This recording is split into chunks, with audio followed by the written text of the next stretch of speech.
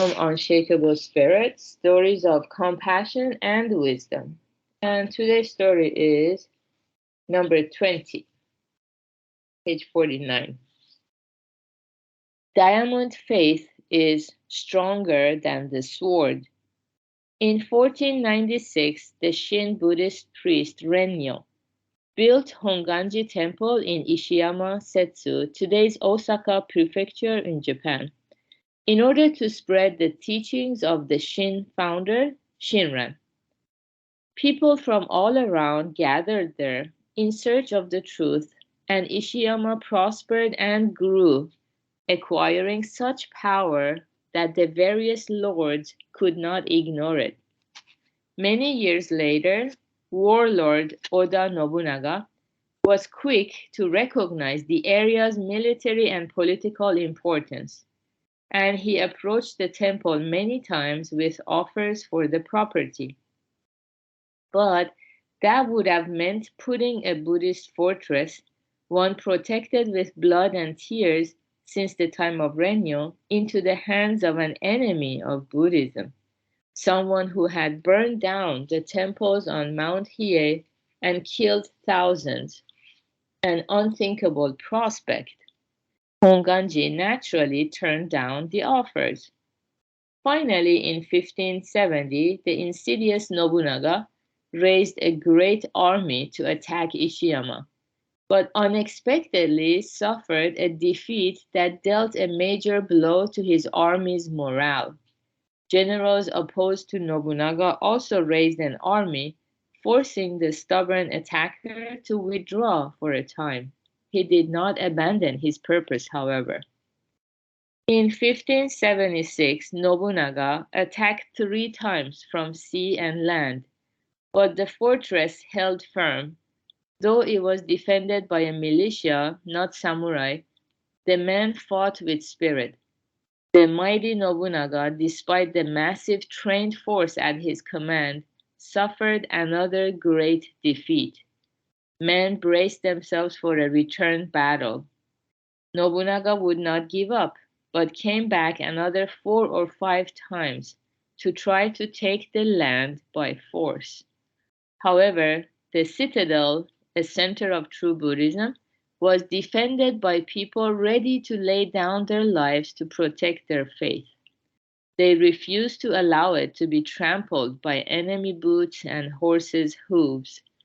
Following his miraculous victory in the 1560 Battle of Okehazama, Nobunaga had gone from strength to strength, adding daily to his territorial gains and sending 5 great warlords to defeat. Only in his attacks on Ishiyama was he forced to give up. What was the source of the incredible strength of the Ishiyama defenders? A poem by a military leader of the times contains this line: "People are the fortress, the stone walls, and the moat." In warding off an enemy attack, people's solidarity has far greater strength than any impregnable fortress built at whatever cost. The valiant fighters were helped by the lay of the land and by Nobunaga's powerful enemy, the Mori clan, but their greatest strength by far lay in the solidarity of their faith, faith that sprang from the truth of Amida's vow and made the castle of truth as unyielding as adamantine. The pen is mightier than the sword, they say. Mightier even than the pen is the power of faith. Okay, yeah, there's a lot of cultural background and historical facts here. And actually, these stories are very, very good for us when we have time, if we read about them or watch them, because all historians were just amazed how this could have happened. Such a small group of people defeated a large army of soldiers.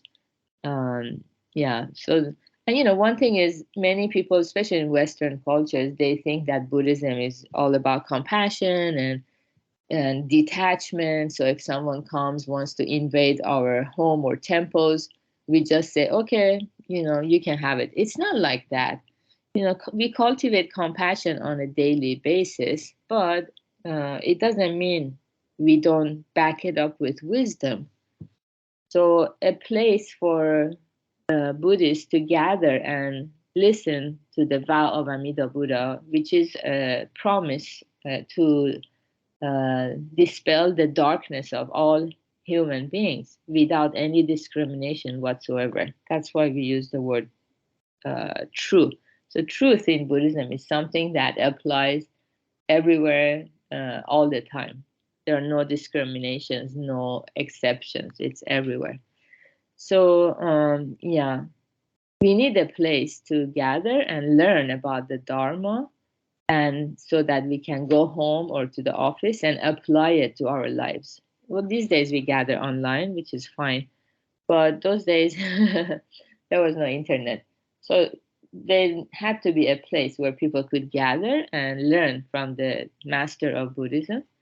But that place, little by little, became very important place, because military speaking, it strategically it was very good place. And we cannot just give it up like that to the enemy, especially someone who had burned hundreds of temples by that time. Yeah, so that's something we learned. And the power of faith, solidarity. I think especially today in America, perhaps we see all the division, and that's very dangerous for a nation when people act upon self-centeredness instead of our common humanity. Yeah, so we need to cultivate that sense of solidarity and make the effort purposefully and diligently, make the effort to create harmony and nurture it. We have to nurture it. Harmony doesn't come from thin air. If someone has a difference of opinion from us, we don't need to attack people or confront them. People have their own journey in life, and we need to first recognize our common humanity and have dialogues in a compassionate and wise manner. So that's the power of faith. Only people who examine their beliefs and listen to the Dharma and try to be fair and unbiased, they can do that. And we can say that's the purpose of life for all of us. So good job, everyone, for being here, walking this path, going forward, spreading love and light. And yeah, have a beautiful Wednesday. We do have the Karma Lab today at 5 p.m. Pacific time if you're coming. And if you're preparing for Thanksgiving, yeah, have a great time with friends and family. Bye.